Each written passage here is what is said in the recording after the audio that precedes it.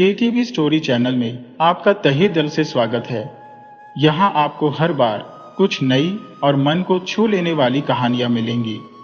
अगर आप आज पहली बार इस चैनल पर आए हैं तो तुरंत सब्सक्राइब कर लें, और यदि ये कहानी आपको ज़रा भी अच्छी लगे तो कमेंट और लाइक करना बिल्कुल मत भूलिएगा। ये उन दिनों की बात है जब प्रतापनगर नाम के एक राज्य में चांदमल नाम का एक किसान रहता था। चांदमल बहुत ही मेहनती और दिल का सच्चा इंसान था। उसके पास 10 बीघा खेती की जमीन थी।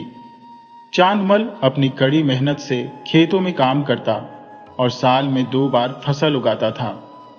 अपने लहलहाते खेतों को देखकर चांदमल का मन खुशी से झूम उठता था।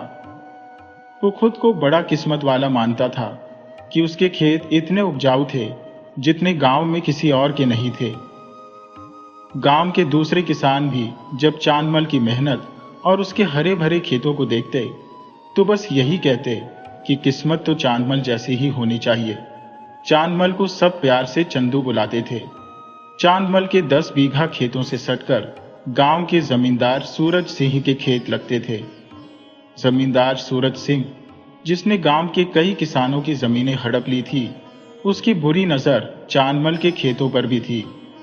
वो जब भी चांदमल के हरे भरे खेतों को देखता तो अंदर ही अंदर ईर्ष्या की आग में जल भुन जाता और सोचता कि आखिर वो दिन कब आएगा जब चांदमल उसके पास कोई कर्ज लेने आएगा और बदले में वो चांदमल से उसके उपजाऊ खेत हथिया लेगा।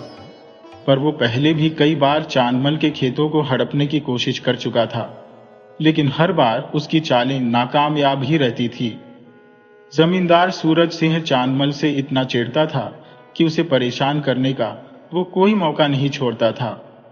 आए दिन वो कुछ न कुछ बहाना बनाकर चांदमल से झगड़ा मोल लेता रहता था, लेकिन चांदमल एक शांत स्वभाव का आदमी था।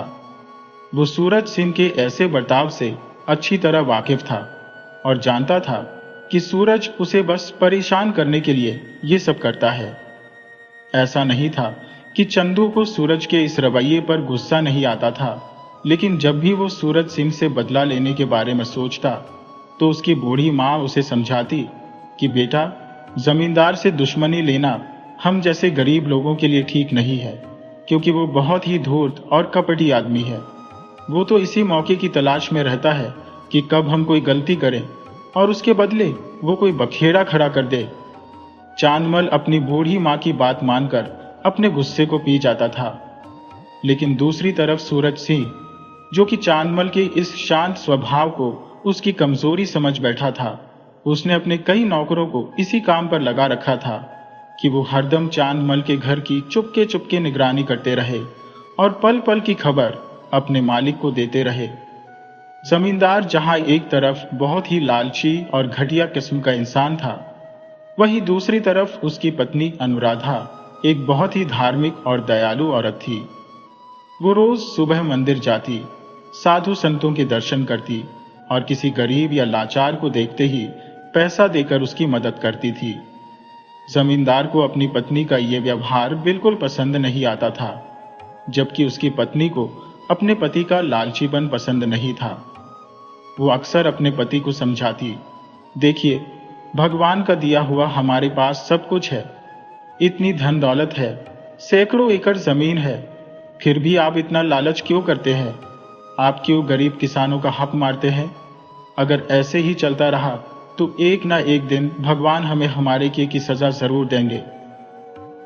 अपनी पत्नी की ऐसी बातें सुनकर जमींदार सुधरने की बजाय और भी ज्यादा चिढ़ जाता था।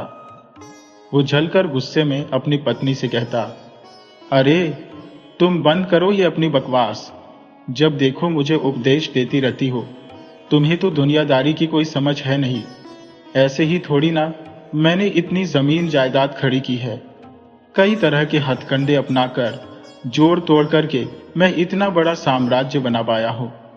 अगर मैं तुम्हारे कहने पर चला तो कुछ ही दिनों में मैं कंगाल हो जाऊंगा। इस तरह से अक्सर पति पत्नी दोनों एक दूसरे की बातों से सहमत नहीं होते थे। जमींदार और किसान चांदमल के खेत एक दूसरे से सटे हुए थे। उन दोनों के खेतों में एक ही नहर का पानी लगता था। वो पानी पहले जमींदार के खेतों में पहुंचता और फिर एक छोटे से नाले से होता हुआ चांदमल के खेतों में आता।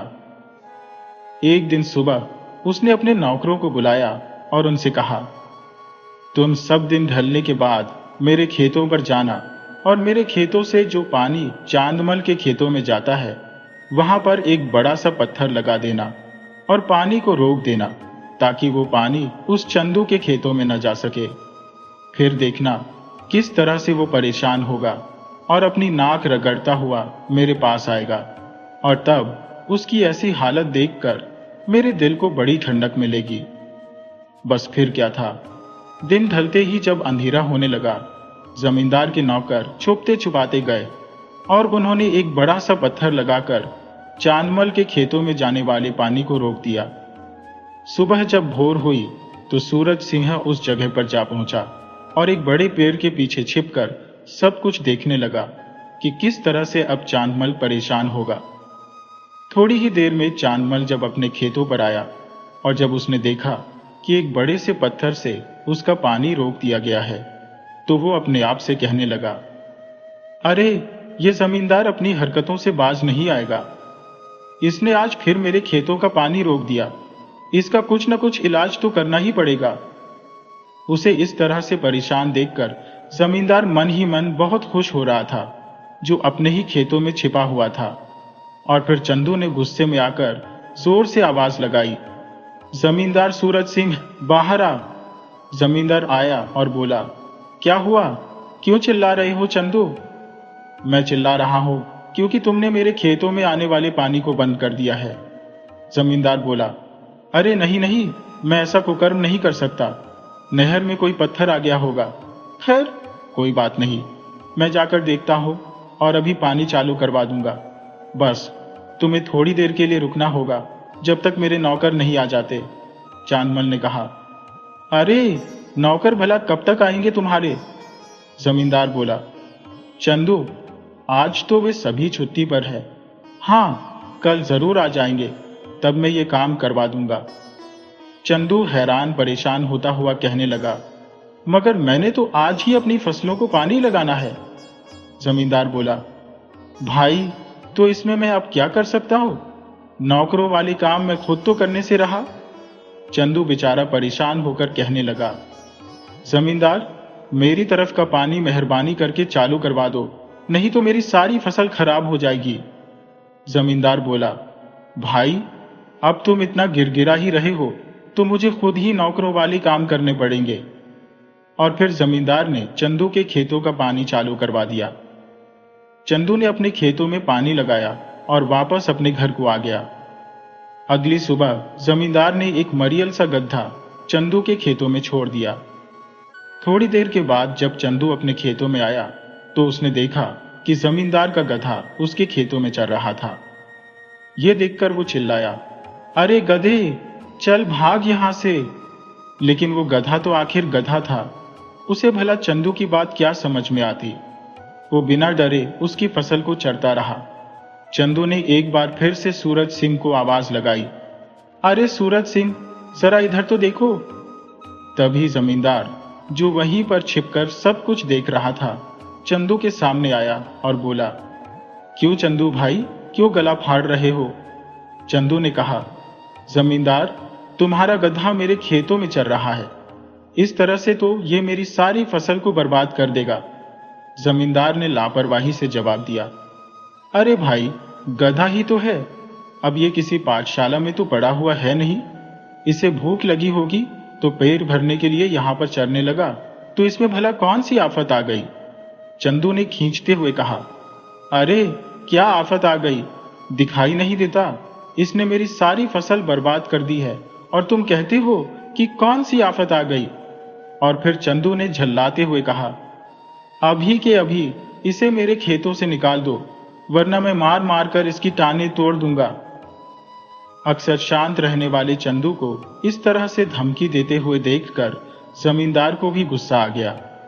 वो भी तैश में आकर बोला, खबरदार चंदू, अपना डंडा जरा दूर ही रखना, वरना मैं भी अपनी जूती से तेरा सिर गंजा कर दूंगा।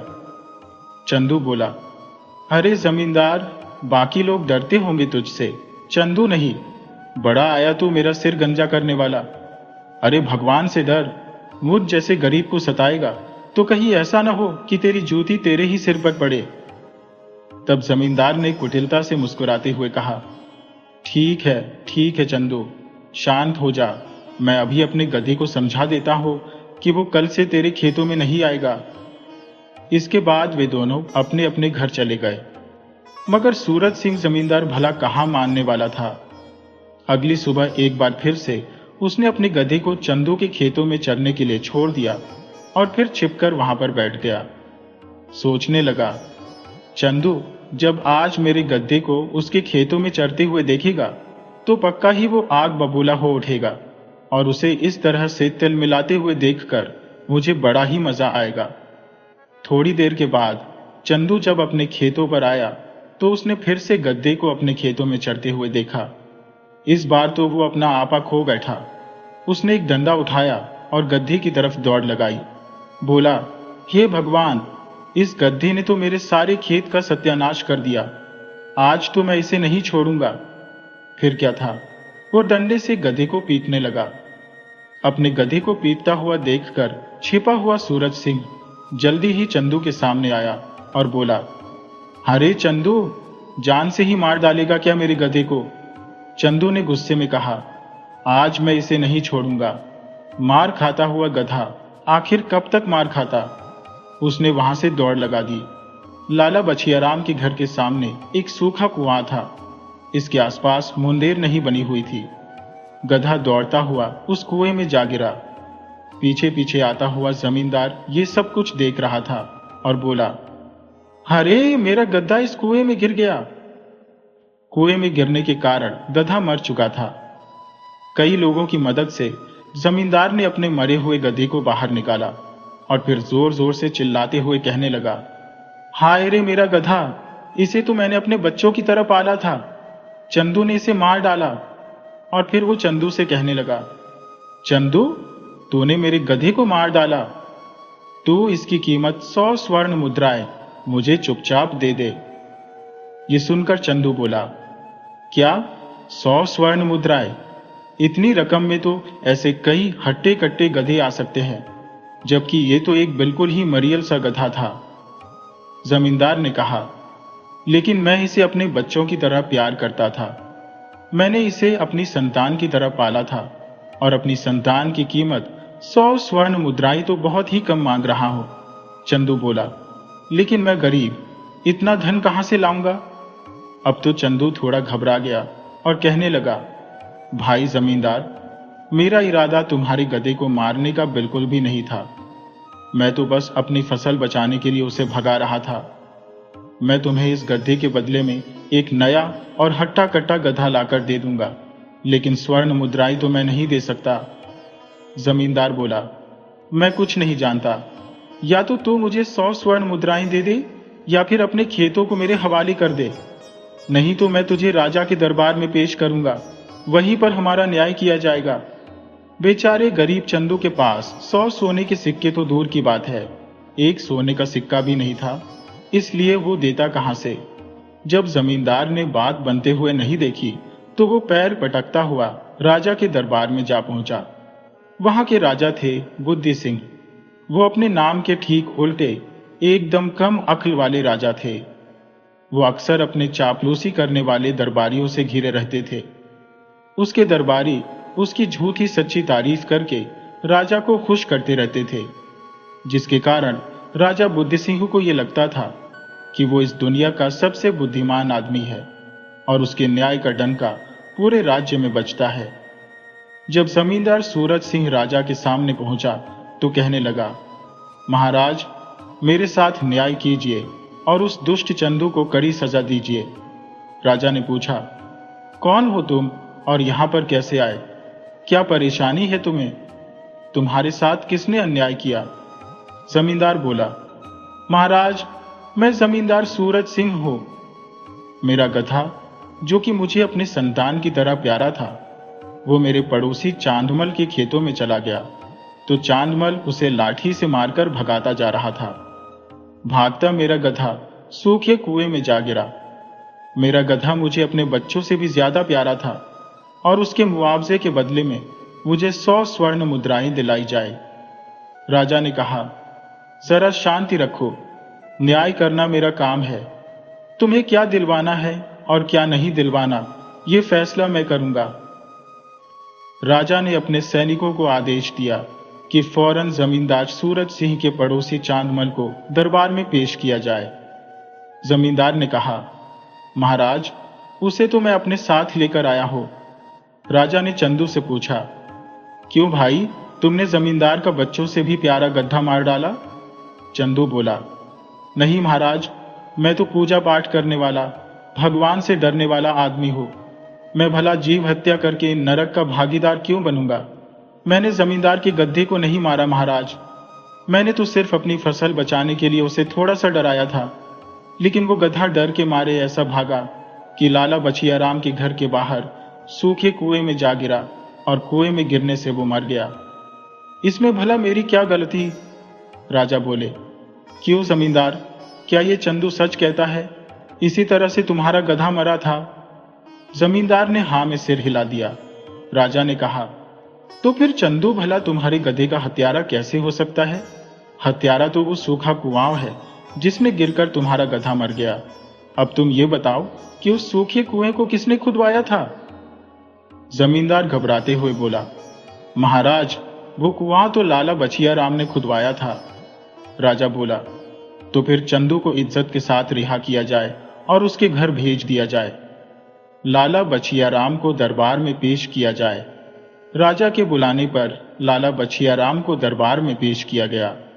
लाला कहने लगा, महाराज, मेरा प्रणाम स्वीकार कीजिए और कहिए मेरे लिए क्या आदेश है? राजा बोला, आदेश तो मैं तुम्हें बाद में दूंगा। पहले तुम ये बताओ कि तुमने अपने घर के सामने कोई सूखा कुआं खुदवाया है? लाला ने कहा, जी महाराज। राजा बोला, तो फिर ठीक है, तुम फौरन सजा भुगतने के लिए तैयार हो जाओ। जानते हो, तुम्हारे कुएं में गिरकर सूरज सिंह का प्यारा गधा मर गया, जिसे वो अपने बच्चों की तरह प्यार करता था, और इसके लिए तुम जिम्मेदार हो, और तुम्हें गधे की मौत का जिम्मेदार मानते हुए तुम्हें फांसी की सजा दी जाएगी। लाला बोला, महाराज, गधे की मौत का जिम्मेदार मैं हरगिज नहीं हो सकता, क्योंकि मैंने तो वो कुआं गांव की जनता की भलाई के लिए खुदवाया था, ताकि लोगों को दूर से पानी लाने का कष्ट न सहना पड़े। हाँ महाराज, वो कुआं सूखा है, क्योंकि जमीन के जानकार भरतई की सलाह पर मैंने उस जगह पर वो कुआं खुदवाया था, लेकिन उसकी सलाह गलत निकली। उसने बताया था कि वहीं पर पानी निकलेगा, लेकिन पानी तो निकला नहीं। अब आप खुद ही सोचिए महाराज, कि अगर कुएं में पानी निकल आता तो मैंने कुएं पर मुंडेर भी जरूर बनवा दी होती, और तब सूरज सिंह का गधा मेरे कुएं में कभी नहीं गिरता। राजा बोला, इसका मतलब तो यह हुआ कि सारी गलती जमीन के जानकार भरतई की है। राजा ने मंत्री को आदेश दिया, तो ठीक है मंत्री जी, फौरन जमीन के जानकार भरतई को दरबार में पेश किया जाए। जल्दी ही भरतई को दरबार में लाया गया। राजा बोला, भरतई, तुम पर यह इल्जाम है कि तुमने लाला बछियाराम को पानी का कुआं खोदने के लिए जिस जगह पर खुदाई करने की जानकारी दी थी, वो जानकारी गलत थी और उस जगह पर पानी नहीं निकला, जिसके कारण लाला ने कुएं की मुंडेर नहीं बनवाई और कुएं में सूरज सिंह जमींदार का गधा गिरकर मर गया। भरतई बोला, महाराज, मुझे माफ कीजिए। कुएं में अगर पानी नहीं निकला तो उसका दोषी मैं नहीं हूं। असल में जहां पर वो खुदाई की गई है, मैंने वहां पर जगह की खुदाई करने के लिए नहीं कहा था, बल्कि इस खुदी हुई जगह से 10 फीट दूर एक जगह बताई थी। अगर सही जगह पर खोदा गया होता तो ऐसा कभी भी नहीं होता कि कुएं में से पानी ना निकले। राजा ने गुस्से में तमतमाते हुए कहा, तो फिर अगर गलत जगह पर कुआं खोदा है तो इसका जिम्मेदार कौन है? भरतई ने कहा, महाराज, कुआं खोदने की जिम्मेदारी तो कुआं खोदने वाले मजदूर की थी। राजा ने मंत्री से कहा, मंत्री जी, फौरन कुआं खोदने वाले मजदूरों को दरबार में हाजिर किया जाए। मजदूर बहुत सारे नहीं थे, बल्कि एक ही मजदूर था, जिसका नाम था कटारी, जिसने वो कुआं खोदा था। सैनिक जल्दी ही कटारी को पकड़कर राज दरबार में ले आए। राजा ने उससे कहा, हाँ, तो मजदूर कटारी लाला के यहाँ पर जो कुआं खोदा है वो तुमने ही खोदा था। जी हाँ महाराज, वो मैंने ही खोदा था। तो फिर तुमने कुआं गलत जगह पर क्यों खोदा? मजदूर बोला, अब इस बारे में मैं क्या कहूँ महाराज। अपनी जानकारी में तो मैंने कभी गलती नहीं की, लेकिन फिर भी मैं एक इंसान हूं और मुझसे भी गलती हो सकती है। राजा ने कहा, यानी तुम स्वीकार करते हो कि तुमने गलत जगह पर कुआं खोदा है? मजदूर बोला, जी हाँ महाराज, मगर मैंने जानबूझकर ऐसा नहीं किया। उस रोज अगर मेरी तबीयत ठीक होती तो शायद मुझसे यह भयंकर गलती नहीं होती। राजा ने पूछा, क्यों? क्या हुआ था तुम्हारी तबीयत को? बुखार हो गया था अन्नदाता। तो फिर तुम बुखार की दवा लेकर कुआं खोदने के लिए क्यों नहीं गए? मजदूर बोला, दवा तो मैंने ली थी महाराज, वैद्य शांति भूषण से। मैं उनसे बुखार की दवा लेकर आया था, लेकिन उनकी दी हुई दवा का तो बिल्कुल भी असर नहीं हुआ, क्योंकि वैद्य जी ने मुझे दस्त लगने की दवा दे दी थी। राजा ने चौंकते हुए कहा, क्या? आखिर वैद्य ऐसी लापरवाही कैसे कर सकता है? इसका मतलब तो यह हुआ कि अगर तुम्हें गलत दवा न दी जाती तो तुम्हारा ध्यान नहीं भटकता और तुम कुआं बिल्कुल सही जगह पर खोदते। जी महाराज, तो फिर मुख्य अपराधी तो वैद्य शांति भूषण हुआ, क्योंकि अगर वो गलत दवा न देता तो ऐसा भयंकर कांड न होता। राजा ने एक बार फिर से अपने मंत्री को आदेश दिया कि वैद्य शांति भूषण को तुरंत मेरे सामने हाजिर किया जाए। कुछ ही देर में राजा के आदेश का पालन कर दिया गया और वैद्य शांति भूषण दरबार में हाजिर हुआ। वो बोला, महाराज, आपको क्या तकलीफ है? पेट में दर्द है या पैरों में? कान से ऊंचा सुनाई देता है या आंखों से कम दिखाई देता है? मैं हर तरह की दवा फटाफट दे सकता हूं। राजा ने उसे फटकारते हुए कहा, चुप हो जाओ वैद्य, अपनी दवा से अच्छे खासे लोगों को मार देने वाली कपटी। मैं तुम्हें सारी जिंदगी के लिए कारागार में बंद करवा रहा हूं। वैद्य ये सुनकर घबरा गया और बोला, लेकिन महाराज, मेरा कसूर क्या है? अरे वैद्य, तूने इस मजदूर को गलत दवा दे दी, जिसके कारण इसका ध्यान भटक गया और उसने कुएं के लिए गलत जगह पर खुदाई कर दी। वैद्य बोला, अन्नदाता, इस गरीब मजदूर को मैंने गलत दवा जानबूझकर नहीं दी थी। ये अनहोनी तो उस तोताराम के कारण हो गई। राजा ने पूछा, तोताराम कौन है ये? तोताराम महाराज, ये तोताराम सेठ लंका प्रसाद का नौकर है, और वो तोताराम इतना बोलता है कि उसके आगे अच्छों अच्छों की बोलती बंद हो जाती है। उस दिन जब ये मजदूर मुझसे दवा लेने के लिए आया था तो तोताराम भी मुझसे दवा लेने के लिए आया था, और आते ही उसने बोलना शुरू कर दिया। और फिर वो ऐसे बोलता चला गया कि उसे क्या देना है और इस मजदूर को कौन सी दवा देनी है। मैं हड़बड़ाहट में गड़बड़ी कर बैठा। राजा बोला, अच्छा, तो इसका मतलब ये हुआ कि इस सारे अपराध की जड़ तो वो तोताराम है। फौरन तोताराम को दरबार में पेश किया जाए। राजा के सैनिक तोताराम को पकड़कर दरबार में ले आए और वो कहने लगा, जय हो महाराज की। अन्नदाता, मुझ गरीब से आखिर क्या कसूर हो गया जो आपके सैनिक मुझे दोपहर का खाना खाते हुए बीच में से ही उठा लाए? राजा बोला, चिंता मत करो, अब तुम कारागार में रहोगे तो वहां की रोटियां खाकर अपना पेट भरते रहना। तोताराम घबरा गया और बोला, लेकिन महाराज, मेरा कसूर क्या है? राजा ने कहा, तेरी वजह से वैद्य शांति भूषण ने उस मजदूर को गलत दवा दे दी, जिसकी वजह से गलत जगह पर कुआं खोदा गया और जमींदार का गधा मर गया। ये सब झमेला तेरी वजह से हुआ है तोताराम। तेरे बहुत ज्यादा बोलने की आदत के कारण इस आदमी से गलती हुई है। तोताराम बोला, लेकिन महाराज, इसमें मेरा कोई कसूर नहीं है। मैं तो सिर्फ अपने मालिक के आदेश का पालन कर रहा था। राजा ने पूछा, तो तुम्हारे मालिक ने क्या आदेश दिया था? अन्नदाता, मेरे मालिक ने मुझे पेट दर्द की दवा लाने के लिए वैद्य शांति भूषण के पास भेजा था। तुम्हारे मालिक खुद वैद्य के पास क्यों नहीं गए? नौकर बोला, महाराज, ये तो खुद मालिक ही बता सकते हैं, मगर ये बात सच है कि अगर मेरे मालिक खुद दवा लेने के लिए गए होते तो आज मैं गुनहगार बनकर आपके सामने न खड़ा होता। राजा ने पूछा, अच्छा, तो कौन है तुम्हारे मालिक? महाराज, सेठ लंका प्रसाद मेरे मालिक है। और फिर सेठ लंका प्रसाद को दरबार में हाजिर होने का आदेश दिया गया। जब सेठ लंका प्रसाद दरबार में पहुंचा तो बोला, महाराज, आपने मुझे बुलाया है? हाँ, बुलवाया तो है, और अब मैं तुम्हें काल कोठरी में डालने जा रहा हूं। लेकिन क्यों महाराज? क्योंकि तुमने अपने नौकर तोताराम को दवा लेने के लिए वैद्य शांति भूषण के पास न भेजा होता तो जमींदार सूरज सिंह का गड्ढा मरने से बच जाता। सेठ बोला, लेकिन महाराज, महीनों बीत गए, मैंने तो वैद्य जी के यहां से कोई दवा मंगवाई ही नहीं। राजा ने कहा, लेकिन महीनों पहले तो तुमने दवा मंगवाई थी ना? सेठ बोला, हाँ हाँ, याद आया महाराज, मैंने दवा मंगवाई थी, और उस समय मेरे पेट में बहुत ही भयंकर दर्द हो रहा था। मैं इतनी बुरी तरह से तड़प रहा था कि खुद वैद्य जी के पास जाने में मैं असमर्थ था। वैसे भी महाराज, नौकर चाकर तो रखे ही इसीलिए जाते हैं कि उनसे डटकर काम लिया जा सके। मैं समझता हूं कि मैंने नौकर तोताराम को वैद्य जी के यहां पर भेजकर कोई गलती नहीं की। राजा ने उसे फटकारते हुए कहा, गलती कैसे नहीं की? बहुत भयंकर गलती की है। न तुम तोताराम को दवा लेने के लिए भेजते, न वैद्य तोताराम की बातों में हड़बड़ाकर मजदूर को गलत दवा देता।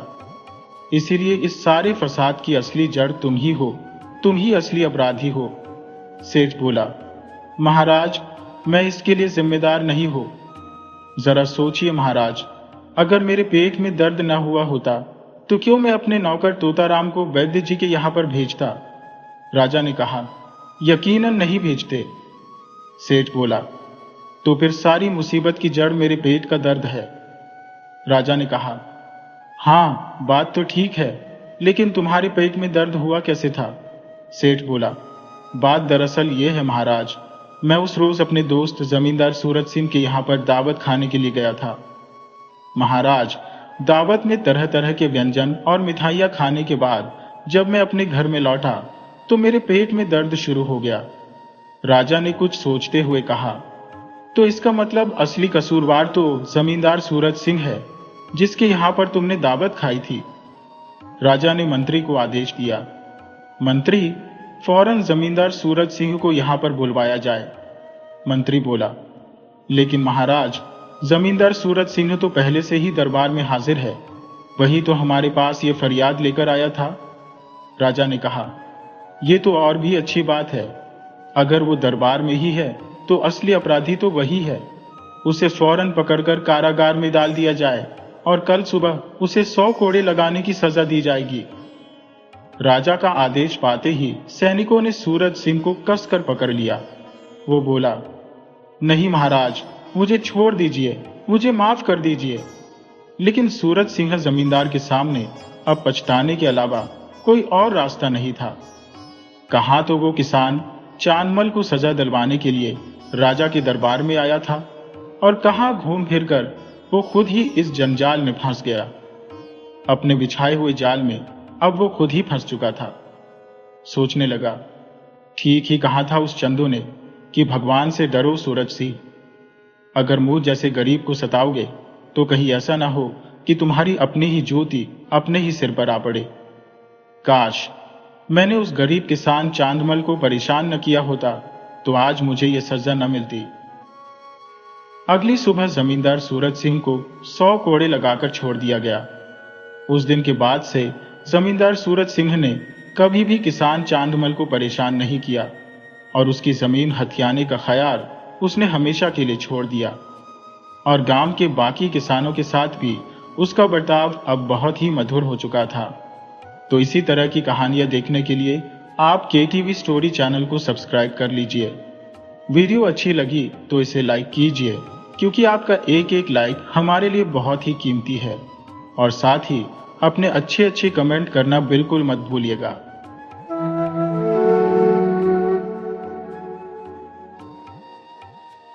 जय श्री कृष्ण मेरे प्यारे दोस्तों, स्वागत है आपका केटीवी स्टोरी पर। आज हम आपके लिए लाए हैं चतुर गाय की कहानी। अगर आपको हमारी ये कहानी दिल से पसंद आए तो वीडियो को लाइक करके चैनल को सब्सक्राइब करना और घंटी का बटन दबाना मत भूलना, ताकि हमारी कोई भी नई कहानी आपसे न छूटे। तो चलो मेरे यारों, बिना किसी देरी के कहानी की दुनिया में गोता लगाते हैं। गांव से थोड़ा दूर एक घना जंगल था। इस जंगल के किनारे एक छोटी सी बस्ती बसी थी, जहां कुछ किसान और ग्वाले अपने पशुओं के साथ रहते थे। उन्हीं में से एक ग्वाला रामू बहुत दयालु था। उसकी एक सुंदर गाय थी, नाम था गौरी। गौरी का दूध पूरे गांव में मशहूर था और वो अपनी मालकिन की तरह ही सीधी सादी और नेक दिल थी। एक दिन गौरी ने एक सुंदर बछिया को जन्म दिया। वो बछिया बहुत ही प्यारी और दूध जैसी सफेद रंग की थी। उसकी बड़ी बड़ी भोली आंखें हर किसी का मन मोह लेती। लेकिन जन्म के कुछ ही दिनों बाद उस नन्ही बछिया का भाग्य रूठ गया। रामू के पास पहले से ही कई गायें थी और उसकी आर्थिक हालत इतनी अच्छी नहीं थी कि वो एक और गाय पाल सके। इसी बीच एक रात गांव में डाकुओं ने हमला कर दिया। वे कई पशुओं को चुरा ले गए और उसी भगदड़ में गौरी भी अपने मालिक से बिछड़ गई। जब सुबह हुई तो रामू ने अपनी प्यारी गाय को बहुत ढूंढा, पर उसका कोई अता पता नहीं चला। अब वो नन्ही बछिया अनाथ हो गई थी। वो दूध के लिए बेहाल हो रही थी, पर कोई उसे सहारा देने वाला नहीं था। रामू के पास उसे पालने का कोई जरिया नहीं था, इसलिए उसने सोचा कि उसे जंगल में छोड़ देना ही ठीक होगा। छोटी सी बछिया को जब जंगल में छोड़ा गया तो वो बहुत डर गई। घना जंगल उसके लिए एकदम अनजान था। हर तरफ ऊंचे ऊंचे पेड़ और अजीब अजीब आवाजें थी। रात होते ही हवा ठंडी हो गई और बछिया ठंड और भूख से थर थर कांपने लगी। तभी कहीं दूर झाड़ियों में कुछ हरकत हुई। बछिया डर के मारे कांप उठी। उसकी भोली आंखों में आंसू आ गए। अचानक झाड़ियों से दो चमकती आंखें बाहर आई। वो एक जंगली लोमड़ी थी जो दबे कदमों से बछिया की तरफ बढ़ रही थी। छोटी सी बछिया, अकेली, लगता है आज रात का अच्छा खाना मिल गया, लोमड़ी ने अपनी जीभ लपलपाते हुए सोचा। बछिया समझ गई कि ये लोमड़ी उसकी दुश्मन हो सकती है, लेकिन वो इतनी छोटी थी कि भाग भी नहीं सकती थी। उसे तुरंत एक तरकीब सूझी। उसने अपने छोटे से सिर को ऊंचा किया और अपनी नन्ही आवाज में जोर से चिल्लाई, अरे तुमने सुना नहीं? जंगल के राजा शेर ने कहा है कि जो कोई भी मुझे तंग करेगा वो उसे सजा देगा। लोमड़ी थोड़ा खिटकी। शेर, इस छोटी सी बछिया का दोस्त? उसने शक से सोचा। बछिया ने अपनी चालाकी जारी रखी। हाँ, शेर ने मुझसे कहा है कि वो मुझे अपनी गोद में सुलाएगा। अगर मैं उसके पास नहीं पहुंची तो वो बहुत गुस्सा हो जाएगा। लोमड़ी डर गई। अगर शेर को गुस्सा आ गया तो वो बच नहीं सकती थी। वो तेजी से झाड़ियों में भाग गई और गायब हो गई। बछिया ने राहत की सांस ली। वो पहली बार समझ गई थी कि सिर्फ ताकत से नहीं, बल्कि चतुराई से भी जिया जा सकता है। सुबह होते ही सूरज की किरणें जंगल में बिखर गईं। बछिया भूख से बेहाल थी। तभी उसकी नजर एक नदी के पास चरती हुई हिरनी पर पड़ी। हिरनी की नजर भी उस छोटी बछिया पर गई। वो तुरंत समझ गई कि ये नन्ही जान अकेली है। तुम कौन हो और यहां अकेली क्यों घूम रही हो? हिरनी ने पूछा। बछिया ने अपनी कहानी सुनाई। हिरनी को उस पर दया आ गई। मेरे पास चलो, मैं तुम्हें कुछ खाने को दूंगी, हिरनी बोली। बछिया खुशी खुशी उसके साथ चल पड़ी। हिरनी ने उसे नरम घास खाने को दी और उसके बाद वे दोनों एक घने पेड़ के नीचे बैठ गए। अब बछिया अकेली नहीं थी। उसने जंगल में रहना सीख लिया था और अपनी चतुराई से खुद को बचाने लगी थी। लेकिन यह तो सिर्फ शुरुआत थी। छोटी बछिया अब जंगल में रहने की आदी हो रही थी। उसकी नई दोस्त हिरनी उसे जंगल के रहस्यों के बारे में सिखा रही थी। वो बताती कि कौन से पेड़ खाने लायक है, किन पौधों से बचना चाहिए और कैसे खतरे को भांप कर छुप जाना चाहिए। लेकिन सबसे बड़ी सीख थी चालाकी से जिंदा रहना। बछिया अब धीरे धीरे समझ रही थी कि जंगल में सिर्फ ताकत से नहीं, बल्कि बुद्धिमानी से भी बचा जा सकता है। उसने अपनी पहली चालाकी से लोमड़ी को तो डरा दिया था, लेकिन क्या वो हर बार इसी तरह बच पाएगी? एक दिन हिरनी और बछिया नदी किनारे खेल रही थी कि अचानक झाड़ियों में सरसराहट हुई। छुप जाओ, हिरनी ने फुसफुसाया। झाड़ियों से एक भेड़िया निकला। उसकी आंखों में भूख थी और मुंह से लार टपक रही थी। वो धीरे धीरे बछिया की ओर बढ़ा। आहा, आज तो मजेदार शिकार मिलेगा, भेड़िए ने गुर्राते हुए कहा। बछिया का दिल तेजी से धड़कने लगा, लेकिन उसने खुद को संभाला। ठहरो, तुम जानते भी हो कि मैं कौन हूं, बछिया ने आत्मविश्वास से कहा। भेड़िया थोड़ा चौंका। कौन? तू तो एक मामूली बछिया है। मामूली? तुमने सुना नहीं कि जंगल के राजा शेर ने मुझे अपनी गोद में सुलाने का आदेश दिया है? अगर मैं वहां नहीं पहुंची तो वो गुस्से में तुमसे बदला लेगा। भेड़िया अक्का बक्का रह गया। शेर का नाम सुनते ही उसकी रीढ़ में झुरझुरी दौड़ गई। वो कुछ देर सोचता रहा और फिर गुर्राते हुए जंगल में भाग गया। हिरनी ने राहत की सांस ली और बछिया की चालाकी पर हंसने लगी। तुम तो बहुत चतुर हो, हिरनी बोली, लेकिन हर बार झूठ बोलकर बचना आसान नहीं होगा। कभी न कभी सच्चाई सामने आ ही जाएगी। धीरे धीरे जंगल के बाकी जानवर भी इस नन्ही बछिया के बारे में जानने लगे। कोई उसे दयालु समझता तो कोई चालाक। कुछ को लगता कि ये बछिया बेचारी है, लेकिन कुछ उसे खतरा मानने लगे। हाथी राजा जंगल का सबसे ताकतवर जानवर था। वो समझदार और न्यायप्रिय था। शेर सिंह जंगल का राजा था, लेकिन बहुत गुस्सैल और घमंडी। बंदर भोलू बहुत ही शरारती और मजाकिया था, लेकिन दिल का साफ था। लोमड़ी चालाकी वो वही लोमड़ी थी जिसे बछिया ने पहले बेवकूफ बनाया था। धीरे धीरे बछिया जंगल की हर चाल सीखने लगी। एक दिन जंगल में कोहराम मच गया। शेर सिंह बहुत गुस्से में था। मुझे बताओ कि कौन है वो छोटी बछिया जो मेरे नाम का इस्तेमाल करके जान बचा रही है। बंदर भोलू ने डरते डरते कहा। महाराज, वो एक नन्ही बछिया है। वो बहुत चतुर है, लेकिन बुरी नहीं है। शेर सिंह और गुस्से में आ गया। मुझे अभी उसी के पास ले चलो। बछिया इस बात से बेखबर थी कि उसके बारे में खुद जंगल का राजा पूछताछ कर रहा था। लेकिन तभी जंगल के जानवरों ने उसे खबर दी कि शेर सिंह गुस्से में उसे ढूंढ रहा है। बछिया जानती थी कि अब उसे अपनी सबसे बड़ी चालाकी दिखानी होगी। वो हिरनी से अलग होकर जंगल के बीचों बीच स्थित एक बड़े पेड़ के नीचे बैठ गई और कुछ सोचने लगी। थोड़ी ही देर में शेर सिंह अपने सैनिकों के साथ वहां पहुंचा। तो तू ही है वो छोटी बछिया जो मेरा नाम लेकर जंगल में चालाकियां कर रही है, शेर ने गरजते हुए कहा। बछिया ने डरने की बजाय सिर ऊंचा किया और आत्मविश्वास से बोली, महाराज, मैंने कभी आपका अपमान नहीं किया, बल्कि मैंने हमेशा आपकी महानता का बखान किया है। शेर थोड़ा चौंका। कैसे? अगर मैं आपका नाम नहीं लेती तो जंगल के खतरनाक जानवर मुझे खा चुके होते, लेकिन मैंने आपकी शक्ति का सहारा लिया और खुद को बचाया। अब देखिए, आज पूरा जंगल मुझे चालाक समझता है, क्योंकि मैंने आपके नाम का सम्मान बढ़ाया है। शेर ने गौर से बछिया की ओर देखा। उसकी बातें सच लग रही थी। ये सच है कि तूने चालाकी से खुद को बचाया, लेकिन मैं अभी भी तय नहीं कर पाया कि तू झूठी है या होशियार। बछिया ने झुककर कहा, महाराज, समय ही सब कुछ साबित कर देगा। शेर सिंह हंस पड़ा। तू छोटी जरूर है, लेकिन तेरी अक्ल बड़ी है। मैं देखना चाहता हूं कि तू भविष्य में क्या करेगी।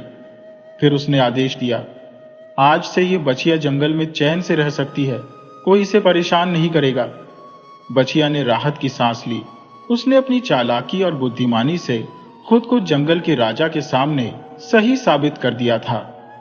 अब वो एक साधारण बछिया नहीं थी, बल्कि जंगल की सबसे चतुर गाय बनने की ओर बढ़ रही थी। बछिया अब जंगल में सम्मानित हो चुकी थी। जंगल के राजा शेर सिंह ने खुद उसे स्वीकार कर लिया था, जिससे बाकी जानवरों में उसकी इज्जत और बढ़ गई। हाथी, हिरण, बंदर और कई अन्य जानवर अब उसे पसंद करने लगे थे। लेकिन दूसरी ओर कुछ जानवर उसकी बढ़ती प्रसिद्धि से जलने लगे थे, खासकर लोमड़ी चालाकी और भेड़िया खूंखार। हम इसे इतनी आसानी से जंगल की रानी नहीं बनने देंगे, लोमड़ी ने दांत पीसते हुए कहा। भेड़िया भी गुर्राया, हमें इसे हमेशा के लिए रास्ते से हटाना होगा। वे दोनों अब बछिया को फंसाने के लिए कोई बड़ा षड्यंत्र रचने लगे। एक दिन जंगल में एक अजनबी आ पहुंचा। ये कोई जानवर नहीं बल्कि एक कपटी शिकारी था। उसने अपनी बंदूक, जाल और तेज चाकू के साथ जंगल में प्रवेश किया। शिकारी का नाम रघु शिकारी था और वो बहुत ही धूर्त था। वो जंगल में छुप कर घूमता और जानवरों को पकड़ने के लिए अलग अलग तरीके आजमाता। उसकी नजर सबसे पहले शेर सिंह पर गई। अगर मैं इस जंगल के राजा को पकड़ लूं, मुझे खूब इनाम मिलेगा, उसने सोचा। लेकिन शेर सिंह बहुत ताकतवर था और सीधा हमला करना मुश्किल था। तभी उसने जंगल में एक और दिलचस्प चीज देखी, एक नन्ही बछिया जिसे बाकी जानवरों से बहुत सम्मान मिल रहा था। अरे, ये बछिया जंगल में क्या कर रही है? इसे पकड़कर शहर में बेच दो तो मोटा मुनाफा होगा, शिकारी ने मन ही मन सोचा। लोमड़ी, चालाकी और भेड़िया खूंखार ने दूर से ये सब देखा और उनके दिमाग में एक खतरनाक योजना आई। अगर ये शिकारी इस बछिया को पकड़ ले तो हमारा रास्ता साफ हो जाएगा, लोमड़ी फुसफुसाई। बिल्कुल, हमें बस इसे शिकारी के जाल की ओर भेजना है, भेड़िए ने सहमति में सिर हिलाया। अब दोनों ने मिलकर बछिया को शिकारी की ओर भेजने की साजिश रची। बंदर भोलू, जो बछिया का अच्छा दोस्त बन चुका था, उसने ये पूरी बातचीत सुन ली। वो तुरंत बछिया के पास गया और उसे सारी बात बता दी। सावधान रहना बछिया, लोमड़ी और भेड़िया तुम्हें शिकारी की ओर ले जाने की कोशिश कर रहे हैं। बछिया सतर्क हो गई। उसने तुरंत एक योजना बनाई। अगली सुबह लोमड़ी, चालाकी और भेड़िया खूंखार बछिया के पास पहुंचे और दोस्ती दिखाने लगे। बछिया बहन, हमने जंगल में एक नया चारागाह देखा है जहां घास बेहद मीठी और हरी है, लोमड़ी ने मुस्कुराते हुए कहा। हाँ हाँ, वहां जाकर तुम भरपेट खाना खा सकती हो, भेड़िया भी बोला। लेकिन बछिया समझ गई कि ये कोई चाल है। फिर भी उसने भोलेपन का नाटक किया और कहा, वाह, मुझे तो वहां जाने का बहुत मन हो रहा है, चलो चलें। लोमड़ी और भेड़िया बहुत खुश हुए और बछिया को लेकर शिकारी के जाल की ओर बढ़ने लगे। लेकिन जैसे ही वे शिकारी के पास पहुंचे, बछिया अचानक तेज आवाज में चिल्लाई, अरे, ये तो शिकारी है, बचो, भागो। लोमड़ी और भेड़िया ये सुनकर चौंक गए, लेकिन जब उन्होंने पीछे देखा तब तक बहुत देर हो चुकी थी। शिकारी ने जाल फेंका और वो सीधे लोमड़ी और भेड़िए पर गिर पड़ा। बचाओ, लोमड़ी चीखी, हमें फंसा दिया गया। भेड़िया गुर्राया। शिकारी को लगा कि उसने जंगल के बड़े शिकार पकड़ लिए हैं। उसने लोमड़ी और भेड़िए को अपने मजबूत जाल में बांध लिया और खुशी खुशी हंसने लगा। वाह, आज तो 2 बड़े शिकार मिल गए, शिकारी ने कहा। लेकिन वो ये नहीं जानता था कि असली खेल अभी बाकी था। बछिया ने तुरंत बंदर भोलू को इशारा किया और कहा, भागो और शेर सिंह को बुलाओ। बंदर तेजी से जंगल की ओर दौड़ा और थोड़ी ही देर में शेर सिंह और हाथी राजा को लेकर आ गया। जैसे ही शेर सिंह ने शिकारी को देखा, वो दहाड़ा, कौन है ये जो हमारे जंगल में घुस आया? शिकारी डर से कांपने लगा। उसने तुरंत जाल छोड़ दिया और भागने की कोशिश की, लेकिन हाथी राजा ने उसे जोर से पकड़ लिया और जोर से जमीन पर पटक दिया। अब देखता हूं तो कैसे भागता है, हाथी राजा ने गरज कर कहा। शेर सिंह शिकारी की ओर बढ़ा और गुर्राया, यह जंगल हमारा है, इंसान यहां शिकार करने नहीं आ सकते। शेर सिंह शिकारी पर झपटा, लेकिन शिकारी घबराकर अपने पैरों पर गिर पड़ा और गिड़गिड़ाने लगा, मुझे माफ कर दो महाराज, अब कभी जंगल में नहीं आऊंगा। शेर सिंह ने उसे एक चेतावनी दी, आज हम तुम्हें छोड़ रहे हैं, लेकिन अगर दोबारा जंगल में आए तो बच नहीं पाओगे। शिकारी जान बचाकर जंगल से भाग निकला। इस घटना के बाद जंगल के सारे जानवर बछिया की समझदारी और चालाकी की तारीफ करने लगे। तुमने हमें शिकारी से बचाया, हिरनी ने कहा। तुम्हारी वजह से जंगल सुरक्षित हुआ, हाथी राजा बोला। शेर सिंह ने गर्व से बछिया की ओर देखा और कहा, आज से तुम जंगल की सबसे चतुर गाय कहलाओगे। बछिया ने विनम्रता से सिर झुका लिया। लेकिन कहानी यहीं खत्म नहीं हुई थी। शिकारी के जाल में फंसने के बाद लोमड़ी, चालाकी और भेड़िया खूंखार की बुरी तरह बेइज्जती हुई। जैसे ही शिकारी जंगल से भागा, बाकी जानवरों ने इन दोनों को घेर लिया। धोखेबाजों, तुमने हमारी प्यारी बछिया को फंसाने की कोशिश की। बंदर भोलू गुस्से से बोला। अब तुम्हें इस जंगल में रहने का कोई हक नहीं। हाथी राजा गरजा। शेर सिंह ने गंभीर आवाज में कहा, तुम्हें जंगल से निकाल दिया जाता है। अगर दोबारा तुम्हारी चालबाजियों का पता चला तो सजा और भी कठोर होगी। लोमड़ी और भेड़िया जंगल से निकाल दिए गए, लेकिन उन्होंने हार नहीं मानी। जंगल से दूर गुफा के अंधेरे में वे बैठकर अपनी अगली साजिश रचने लगे। हमें चतुर गाय से अपना अपमान चुकाना होगा, लोमड़ी ने गुस्से में कहा। इस बार हम इसे ऐसी चाल में फंसाएंगे कि कोई इसे बचा नहीं पाएगा। भेड़िया खूंखार गुर्राया। अब वे दोनों एक नया और भयानक षड्यंत्र रचने लगे। कुछ ही दिनों बाद जंगल में एक नई और बेहद खतरनाक समस्या आई। सावधान, जंगल में एक जहरीली नागिन आई है। मोरपीहू ने खबर फैलाई। ये कोई आम नागिन नहीं थी, उसका नाम काल कन्या था और उसकी जहरीली फुफकार से पेड़ पौधे तक सूख जाते थे। वो जहां भी जाती मौत का साया साथ ले जाती। मुझे इस जंगल पर राज करना है, काल कन्या नागिन ने फुफकारते हुए घोषणा की। जंगल के जानवर डर गए। कोई भी उसकी जहरीली ताकत के सामने खड़ा नहीं हो सकता था। लोमड़ी और भेड़िए ने इस मौके का फायदा उठाने की योजना बनाई। वे नागिन के पास पहुंचे और बोले, अगर तुम हमारी मदद करो तो हम तुम्हें जंगल की रानी बना सकते हैं। क्या चाहती हो?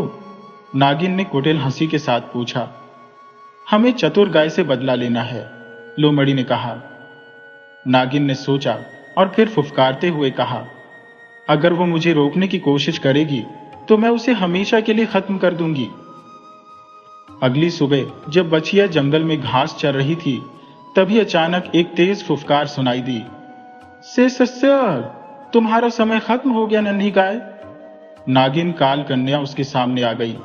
बछिया सतर्क हो गई और धीरे धीरे पीछे हटने लगी, लेकिन नागिन तेजी से उस पर झपटी। अब कोई तुम्हें नहीं बचा सकता, नागिन ने फुफकारते हुए कहा और उसने जहरीला हमला करने की कोशिश की। लेकिन तभी धड़ाम, बछिया ने झटपट अपने पैरों से जमीन पर जोर से ठोकर मारी, जिससे वहां धूल का एक बड़ा गुब्बार उठा। धूल नागिन की आंखों में चली गई और वो बुरी तरह तड़प उठी। मुझे कुछ दिखाई नहीं दे रहा, नागिन ने चिल्लाया। बछिया को मौका मिल गया और वो तेजी से वहां से भाग निकली। बछिया सीधे शेर सिंह और हाथी राजा के पास पहुंची और उन्हें सब कुछ बता दिया। अगर हमने इसे रोका नहीं तो पूरा जंगल खतरे में आ जाएगा, शेर सिंह गंभीर स्वर में बोला। लेकिन ये नागिन बहुत शक्तिशाली है, हमें कोई चालाकी से इसे हराना होगा, बंदर भोलू ने कहा। सबने बछिया की ओर देखा। हमारी चतुर गाय हमें एक रास्ता दिखाएगी, मोरपीहू ने कहा। बछिया ने सोचा और फिर मुस्कुराते हुए बोली, हमें उसकी कमजोरी का पता लगाना होगा। बंदर भोलू ने जंगल के एक बूढ़े कछुए से बात की, जो बहुत ज्ञानवान था। काल कन्या नागिन को हराने का एक ही तरीका है, कछुए ने बताया। वो आग से डरती है। अगर उसे आग से घेर लिया जाए तो वो कमजोर हो जाएगी। अब जंगल के जानवरों को एक योजना मिल गई थी। शेर सिंह, हाथी राजा, बंदर भोलू और बाकी जानवरों ने चारों ओर से सूखी लकड़ियां इकट्ठी की और जंगल के खुले मैदान में फैला दी। बछिया ने नागिन को वहां बुलाने के लिए चाल चली। वो नागिन के पास गई और बोली, तुम मुझे हरा नहीं सकती। अगर हिम्मत है तो मेरे साथ खुले मैदान में आकर लड़ो। मुझे चुनौती देने की हिम्मत। नागिन फुफकार उठी और बछिया के पीछे पीछे खुले मैदान में आ गई। जैसे ही वो वहां पहुंची, बंदर भोलू ने ऊपर से जलती हुई मशाल गिरा दी। फड़, लकड़ियों ने आग पकड़ ली और नागिन चारों ओर से आग की लपेटों में गिर गई। सास नहीं, नागिन चीख उठी। उसने बाहर निकलने की कोशिश की, लेकिन आग की गर्मी उसे कमजोर कर रही थी। आखिरकार वो जमीन पर गिर पड़ी और हार मान ली। अब ये जंगल हमारा है और कोई भी इसे नुकसान नहीं पहुंचा सकता, शेर सिंह ने गर्जना की। सब जानवरों ने तालियां बजाई और बछिया को धन्यवाद दिया। आज तुमने जंगल को बचा लिया, हाथी राजा ने कहा। तुम सच में सबसे चतुर गाय हो, बंदर भोलू ने मुस्कुराते हुए कहा। शेर सिंह ने घोषणा की, आज से यह जंगल हमेशा के लिए तुम्हारा घर रहेगा। नागिन काल कन्या की हार के बाद जंगल के सभी जानवर खुशी से झूम उठे। बछिया अब जंगल की सबसे चतुर और सम्मानित गाय बन चुकी थी। लेकिन दूर किसी अंधेरी गुफा में लोमड़ी चालाकी और भेड़िया खूंखार अब भी बदले की आग में जल रहे थे। हम फिर से हार गए, लेकिन इस बार हम कोई गलती नहीं करेंगे, लोमड़ी ने गुस्से में कहा। अब हमें कुछ ऐसा करना होगा जिससे ये जंगल हमेशा के लिए हमारा हो जाए। भेड़िया खूंखार ने भयानक हंसी हंसते हुए कहा, अगर हम शेर सिंह को हरा दें तो पूरा जंगल हमारा हो जाएगा। अगली सुबह जंगल में एक अजीब खबर फैलने लगी। बछिया जंगल पर राज करना चाहती है। बंदर भोलू, मोर पीहू और हाथी राजा ये सुनकर हैरान रह गए। ये असंभव है, हमारी प्यारी बछिया ऐसा कभी नहीं कर सकती, हाथी राजा गरजे। लेकिन लोमड़ी चालाकी ने जंगल में जहर खोल दिया था। शेर सिंह ने भी ये सुना और गंभीर स्वर में कहा, अगर बछिया ने सच में ऐसा सोचा है तो उसे सजा मिलेगी। लोमड़ी और भेड़िए ने शेर सिंह के सामने जाकर कहा, महाराज, हमें जंगल के कुछ जानवरों से खबर मिली है कि बछिया आपको हटाकर जंगल की नई रानी बनना चाहती है। शेर सिंह गुस्से में आ गया, अगर ये सच है तो बछिया को इस जंगल से निकाल दिया जाएगा। बछिया जब ये सुनकर आई तो वो बहुत दुखी हुई। मैंने कभी ऐसा कुछ नहीं चाहा, बछिया बोली। लेकिन शेर सिंह को यकीन नहीं हुआ। अगर तुम सच में निर्दोष हो तो तुम्हें जंगल की परीक्षा पास करनी होगी। शेर सिंह ने आदेश दिया कि बछिया को 3 कठिन परीक्षाओं से गुजरना होगा। अगर वो सफल हुई तो उसे निर्दोष मान लिया जाएगा, अगर असफल हुई तो उसे जंगल छोड़ना होगा। लोमड़ी और भेड़िए ने सोचा कि अब बछिया हार जाएगी। पहली परीक्षा में बछिया को आग की लपटों के बीच से गुजरना था। लोमड़ी ने मन में सोचा, अब ये डरकर भाग जाएगी, लेकिन बछिया ने हिम्मत नहीं हारी। उसने अपने तेज पैरों का इस्तेमाल किया और इतनी तेजी से दौड़ी कि आग उसे छू भी नहीं पाई। शेर सिंह ने सिर हिलाया और कहा, पहली परीक्षा पास। दूसरी परीक्षा में बछिया को एक अंधेरी गुफा में जाना था, जहां एक विशालकाय अजगर छिपा था। बंदर भोलू ने डरते हुए कहा, कोई भी वहां गया तो वापस नहीं आया। लेकिन बछिया निडर होकर अंदर गई। गुफा के अंदर अजगर उसकी ओर फुफकारते हुए बढ़ा। तुम कौन हो? अजगर गरजा। बछिया ने बुद्धिमानी से जवाब दिया, मैं जंगल की सच्चाई साबित करने आई हूं। अजगर ने उसकी हिम्मत देखी और बोला, तुम सच्ची और निडर हो, तुम परीक्षा पास कर चुकी हो। जब बछिया वापस लौटी तो जंगल के जानवरों ने तालियां बजाई। दूसरी परीक्षा पास, शेर सिंह ने गरजते हुए कहा। तीसरी और सबसे कठिन परीक्षा थी शेर सिंह से सीधी लड़ाई। शेर सिंह बोला, अगर तुम सच में इस जंगल की रक्षक हो तो मेरे वार से बचकर दिखाओ। बछिया जानती थी कि वो शेर से लड़ नहीं सकती, लेकिन उसने अपनी बुद्धिमानी से काम लिया। जब शेर सिंह ने छलांग लगाई तो बछिया फुर्ती से किनारे हट गई और शेर सिंह खुद की ताकत से पत्थरों से टकरा गया। शेर सिंह उठा और मुस्कुराया, तो तुमने साबित कर दिया कि ताकत से ज्यादा जरूरी बुद्धि होती है। तीसरी परीक्षा पास। शेर सिंह ने कहा, अब जंगल के जानवर फैसला करेंगे कि बछिया निर्दोष है या नहीं। बंदर भोलू, मोर पीहू और बाकी जानवरों ने जोर से कहा, बछिया निर्दोष है। अब शेर सिंह ने लोमड़ी और भेड़िए को घूरा। अब सच बताओ। लोमड़ी और भेड़िया डर गए और सबके सामने सच उगल दिया, हमने ही झूठी अफवाहें फैलाई थी। शेर सिंह ने जोर से दहाड़ लगाई, अब तुम दोनों को इस जंगल से हमेशा के लिए निकाल दिया जाता है। लोमड़ी और भेड़िए को जंगल से भगा दिया गया। अब पूरा जंगल खुशी से झूम उठा। शेर सिंह ने घोषणा की, आज से बछिया जंगल की सबसे चतुर और सम्मानित रक्षक होगी। सबने तालियां बजाई और बछिया को बधाई दी। तुमने हमें सिखाया कि ताकत से ज्यादा जरूरी है चतुराई और सच्चाई, हाथी राजा ने कहा। बछिया ने मुस्कुराकर कहा, मैं हमेशा जंगल की रक्षा करूंगी। अब जंगल में हमेशा शांति और खुशी बनी रही। जिंदगी में जब हम अच्छे कर्म करते हैं तो हमें हमेशा अच्छे नतीजे ही मिलते हैं। सच्चाई और न्याय की जीत होती है। ये कहानी हमें बताती है कि सच और न्याय हमेशा जीतते हैं। चाहे कितनी भी साजिशें रची जाए, सच्चाई को मिटाया नहीं जा सकता। बछिया की चतुराई, निडरता और सच्चाई की वजह से जंगल में शांति लौट आई। ये कहानी हमें सिखाती है कि चतुराई, धैर्य और सच्चाई के साथ हर समस्या का हल निकाला जा सकता है। सीखो, समझो और अपने जीवन में लागू करो, क्योंकि चतुराई और सच्चाई का मेल ही असली शक्ति है।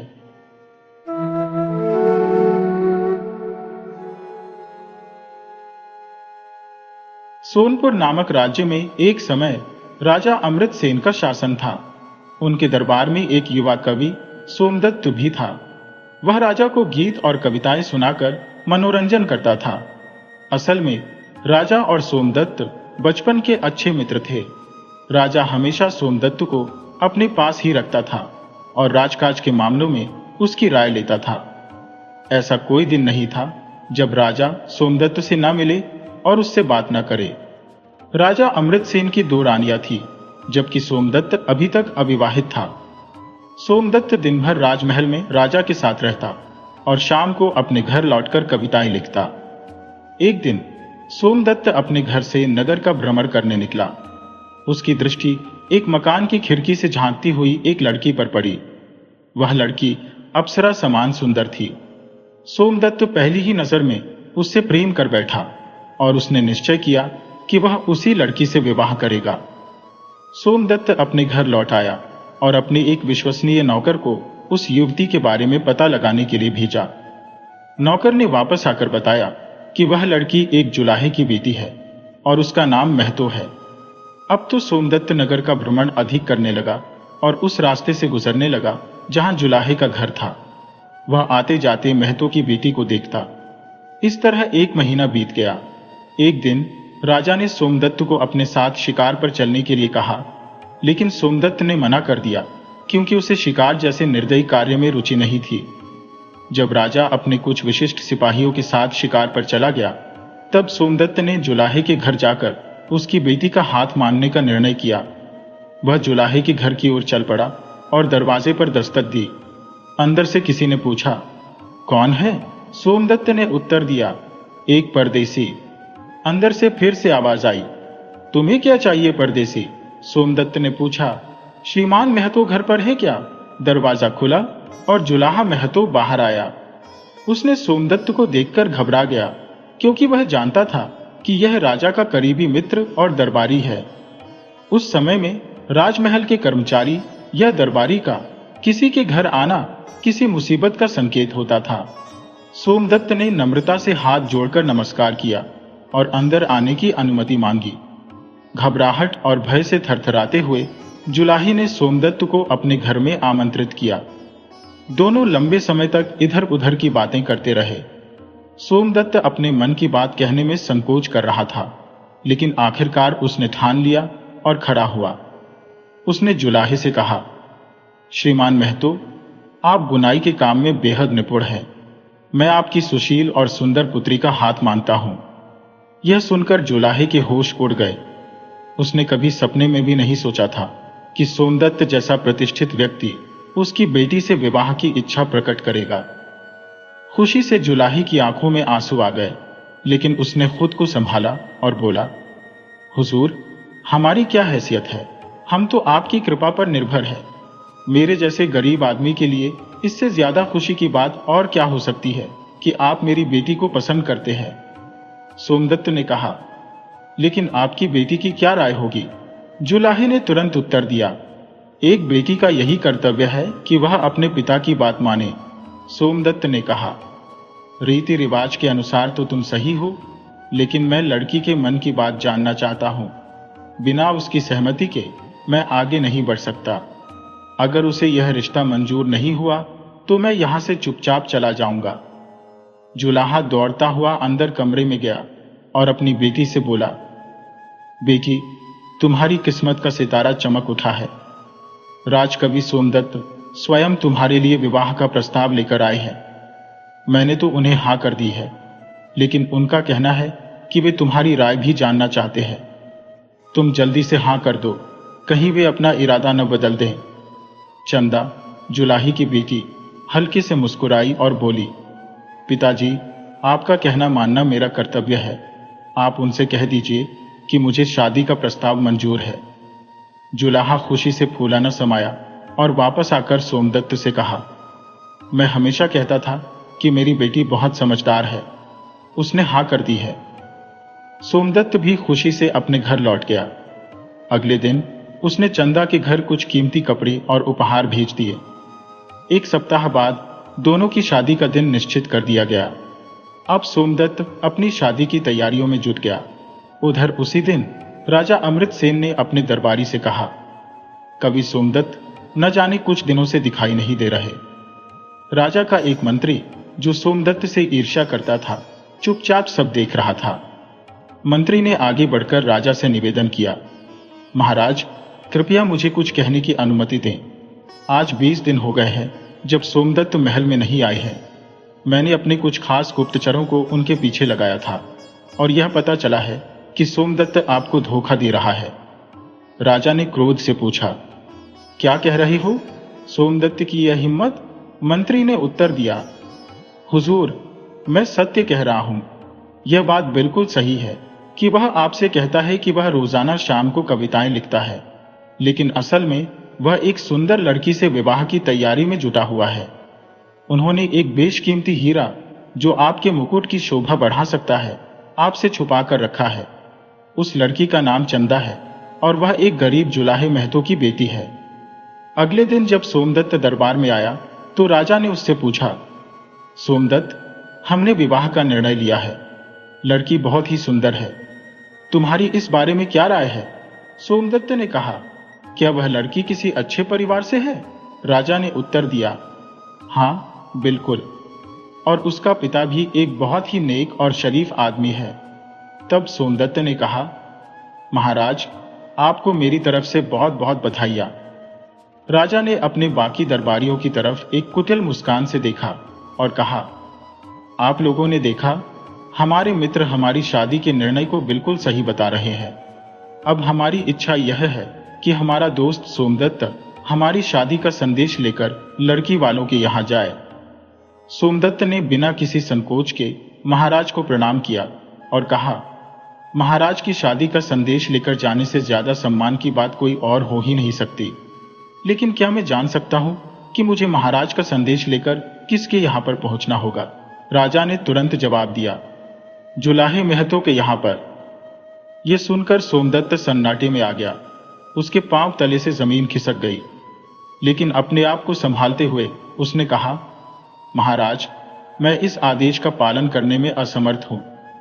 यह सुनकर राजा आग बबूला हो गया और गरज कर कहा, अच्छा, तो इसका मतलब यह है कि बात बिल्कुल सच्ची है कि आपने अपनी बात मुझसे छिपाए रखी। जाइए और जाकर मेरा संदेश लड़की वालों तक पहुंचाइए, वरना मुझसे बुरा कोई ना होगा। सोमदत्त का प्रेम सच्चा और दृढ़ था। वह अपनी बात से टस से मस ना हुआ और राजा से कहने लगा, महाराज, यह तो बिल्कुल असंभव बात है कि कोई आदमी अपनी मंगेतर के घर किसी दूसरे आदमी का शादी का संदेश लेकर जाए, अब चाहे वह दूसरा आदमी खुद इस राज्य का राजा ही क्यों ना हो। महाराज ने गुस्से में आकर उसी वक्त सोमदत्त को देश निकाला की सजा दे दी और शादी का संदेश ले जाने का काम उन्होंने अपने मंत्री को सौंप दिया। दरबार से निकलते ही सोमदत्त अपने घोड़े को तीव्र गति से दौड़ाता हुआ जुलाहे के घर जा पहुंचा। वहां पहुंचकर उसने चंदा को समस्त स्थिति से अवगत कराया। चंदा यह सुनकर अत्यंत दुखी हुई और बोली, मैं मर जाऊंगी, लेकिन महाराज से विवाह नहीं करूंगी। तभी जुलाहा अपनी बेटी को एक अन्य कक्ष में ले गया और समझाने लगा, राजा से विवाह कर लो, इसमें ही हमारी भलाई है, अन्यथा महाराज हमारे पूरे परिवार को नष्ट करवा देंगे। चंदा ने फिर से वही बात दोहराई कि वह मर जाएगी, लेकिन राजा से विवाह नहीं करेगी। जुलाहा अपनी बेटी से मिन्नतें करने लगा कि वह अपने परिवार के बारे में सोचे, क्योंकि उसके इनकार करने पर राजा पूरे परिवार को संकट में डाल देगा। लेकिन चंदा अडिग रही तभी दरवाजे पर दस्तक हुई। राज का मंत्री विवाह का संदेश लेकर उनके घर आ पहुंचा था। चंदा सोमदत्त को लेकर एक अन्य कक्ष में चली गई। जुलाही ने दरवाजा खोला और मंत्री घर में प्रवेश किया।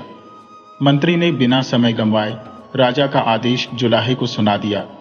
जुलाही ने कहा, हुजूर, लड़की का दिमाग इस समय ठीक नहीं है।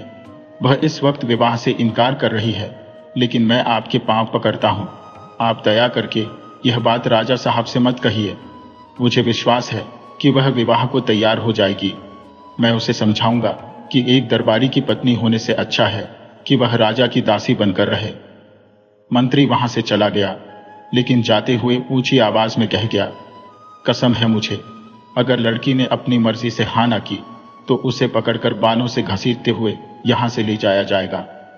जब मंत्री वहां से चला गया तो सोमदत्त ने चंदा से कहा, मैं अभी यहां से जा रहा हूं, क्योंकि राजा ने मुझे देश निकाला दे दिया है।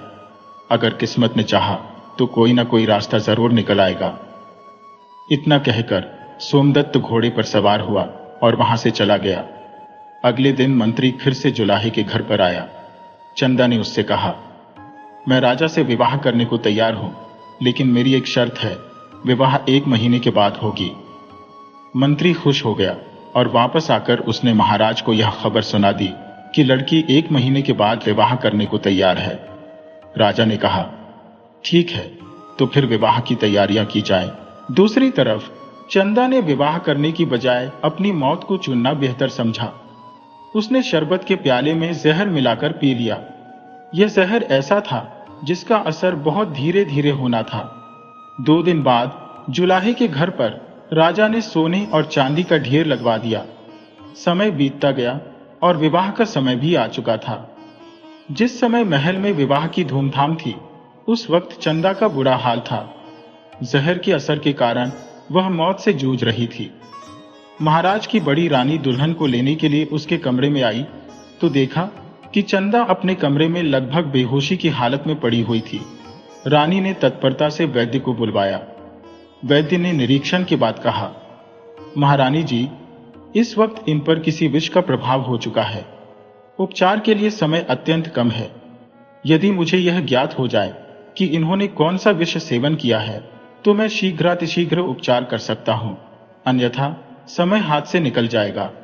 कृपया शीघ्रता से पता लगवाएं कि यह किसी सर्प का विष है, बिच्छू का विष है या किसी विषैले पौधे का असर है, अन्यथा इस कन्या की मृत्यु निश्चित है।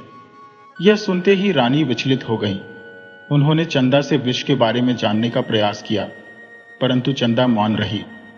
रानी घबराकर दौड़ते हुए राजा के पास गई और पूरी बात बताई।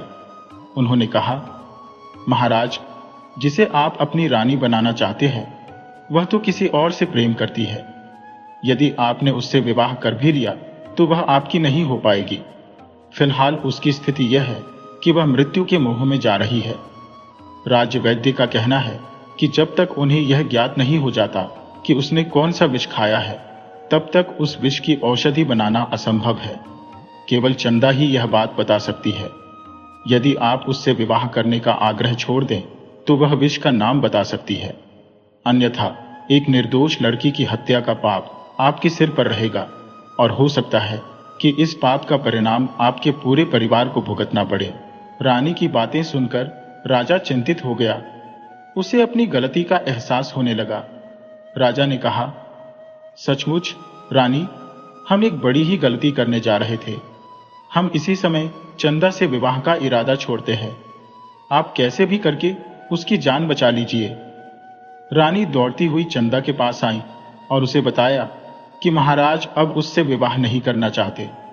वह शीघ्रता से बता दे कि उसने कौन सा विष खाया है। चंदा, जिसकी हालत अब पहले से भी ज्यादा बिगड़ चुकी थी, धीमी आवाज में बोली, मैंने जंगल से विषाक्त बूटी खाई है। राजवैद्य को अब विष के बारे में जानकारी मिल चुकी थी। उन्होंने तुरंत उस विष की औषधि बनाना शुरू किया। शीघ्र ही उन्होंने विष का प्रतिकारक तैयार कर लिया और वह औषधि चंदा को पिला दी। धीरे धीरे चंदा की हालत सुधरने लगी। 4-5 दिन के उपचार के बाद चंदा अब पहले से स्वस्थ नजर आ रही थी। तब महाराज उससे मिलने आए और माफी मांगते हुए बोले, चंदा, हमें अपनी गलती का एहसास हो गया है। तुम्हारे सच्चे प्रेम के आगे हमारे अहंकार ने हार मान ली है। अब हम शीघ्र ही सोमदत्त को बुलवाकर तुम्हारा विवाह उससे करवा देंगे। इधर सोमदत्त को भी इस बात की खबर मिल चुकी थी कि महाराज ने चंदा से विवाह नहीं किया है और उन्हें अपनी गलती का पछतावा है। जब चंदा पूरी तरह से स्वस्थ हो गई तो महाराज ने शहर में यह घोषणा करवा दी कि सोमदत्त जहां कहीं भी हो वह महल में आ जाए तो महाराज उसका विवाह चंदा से करवा देंगे। फिर जब सोमदत्त महल में लौटा तो महाराज अमृतसेन ने उसे गले से लगा लिया और बोले, सोमदत्त, हमसे बड़ी ही गलती हो गई जो हमने तुम जैसे मित्र के साथ ऐसा व्यवहार किया। जब चंदा पूरी तरह स्वस्थ हो गई तो उसका विवाह सोमदत्त से करवा दिया गया और इस तरह सोमदत्त और चंदा के सच्चे प्रेम की विजय हुई।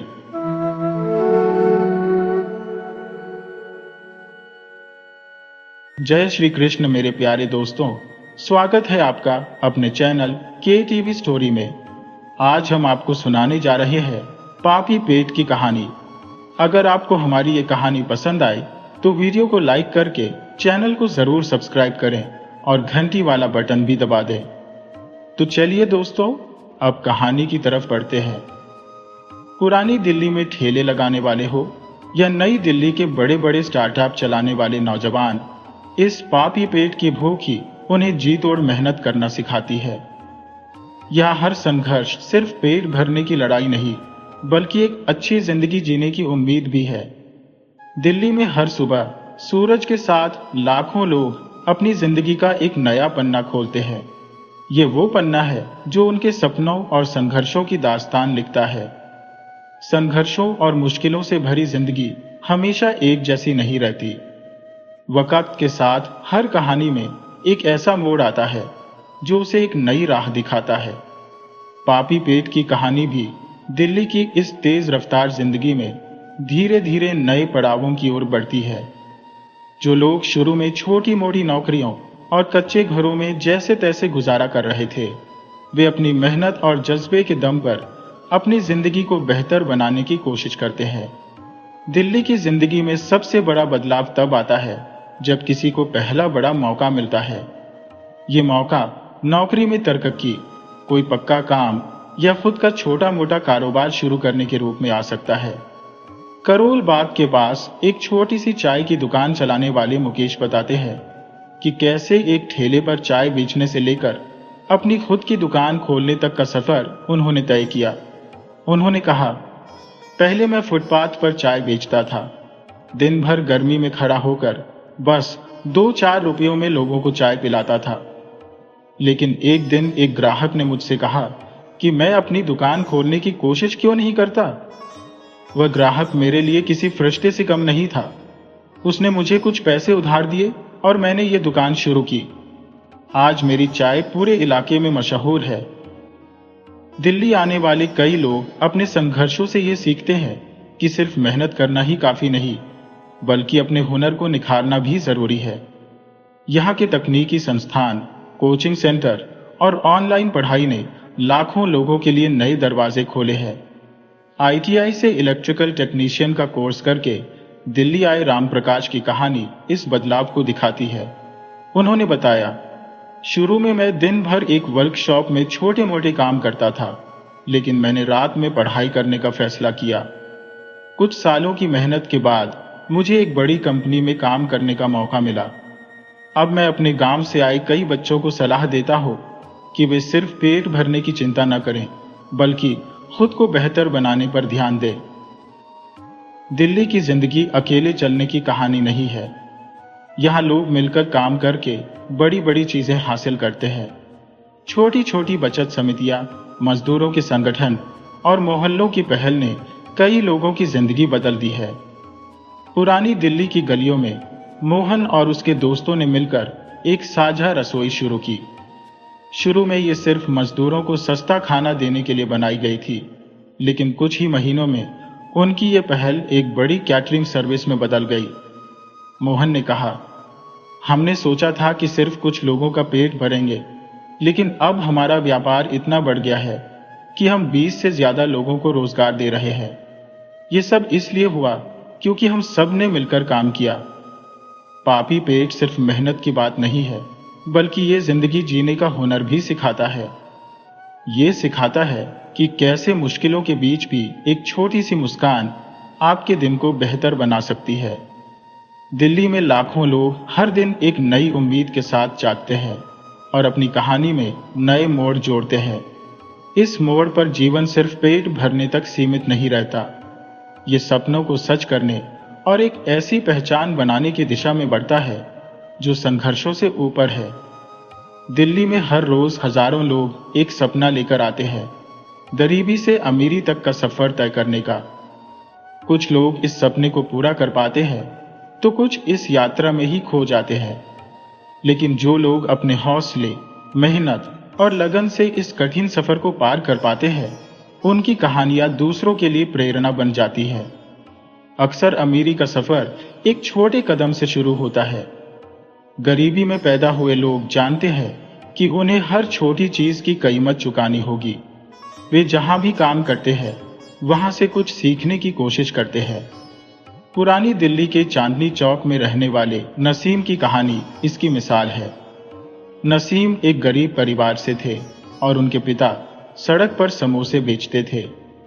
छोटी उम्र में ही नसीम ने पिता के साथ काम करना शुरू कर दिया। उन्होंने बताया, हमारे पास स्कूल जाने के पैसे नहीं थे, लेकिन मैंने अपने पिता से सीखा कि कैसे ग्राहक से बात करनी है, कैसे स्वाद का ध्यान रखना है। ये छोटी छोटी बातें बाद में मेरे काम आई। नसीम ने अपने पिता के काम को आगे बढ़ाते हुए समोसे की एक दुकान खोली। धीरे धीरे उनके समोसे की शोहरत बढ़ने लगी। आज उनके पास दिल्ली में 5 बड़ी दुकानें हैं और वे हर महीने लाखों का व्यापार करते हैं। गरीबी से अमीरी तक का सफर केवल मेहनत से नहीं, बल्कि सही दिशा में किए गए प्रयासों से संभव होता है। शिक्षा और हुनर बढ़ाना इस दिशा में सबसे बड़े हथियार है। मजनू का टीला में रहने वाले सोनू की कहानी इस बात को और साफ करती है। सोनू के पिता एक रिक्शा चालक थे। सोनू ने बचपन में गरीबी देखी, लेकिन उन्होंने अपने पिता से वादा किया कि वे उनके इस संघर्ष को बेकार नहीं जाने देंगे।